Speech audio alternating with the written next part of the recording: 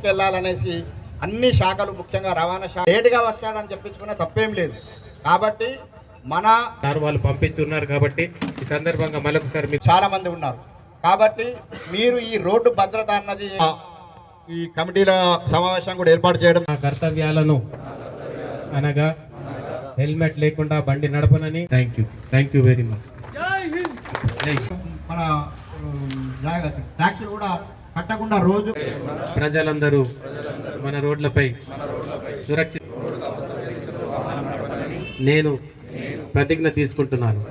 Transport వాహన lorry యజమానులు ఉన్నా సంఘాలు ఉన్నా వారందరి వాళ్ళు ఎవరైనా ఉంటే పెండింగ్లో కానీ డ్యూలో కానీ ఏమైనా ఉంటే మాసోత్సవాల్లో భాగంగా ఈరోజు ఆర్మూరు పట్టణంలో రోడ్డు భద్రతపై అవగాహన సదస్సు ఏర్పాటు చేయడం జరిగింది.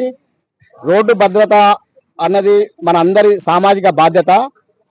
మనం ప్రస్తుతము రవాణా శాఖ మంత్రి పొన్నం ప్రభాకర్ గారు, స్పెషల్ చీఫ్ సెక్రటరీ గారు, కమిషనర్ గారు ఆదేశాల మేరకు రాష్ట్ర వ్యాప్తంగా ఈ అవగాహన సదస్సులు నిర్వహించడం జరుగుతుంది. ముఖ్యంగా 70% మరణాలు మానవ తప్పిదాల వల్లనే జరుగుతున్నాయి.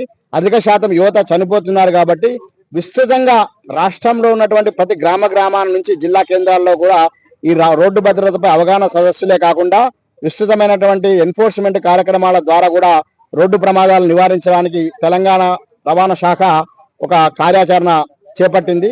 దానిలో భాగంగా ఇది రహదారి భద్రతా కార్యక్రమాలు ఒక నిరంతరం కూడా కొనసాగుతాయని చెప్పి తెలియజేస్తా ఉన్నాం.